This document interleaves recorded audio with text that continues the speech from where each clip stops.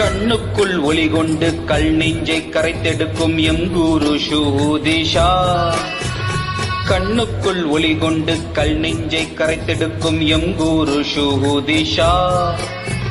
வலிந்தோடும் கண்ணீரில் புன்னகையும் துணையாகும் அவர்தானே ஷூதிஷா. பேரழகான ஷூதிஷா, இறை அன்பான ஷூதிஷா.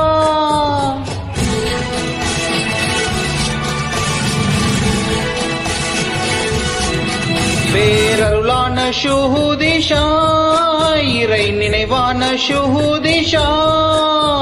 நெஞ்சத்தில் குடிகொண்ட ஷூதிஷா வாழ்கவே.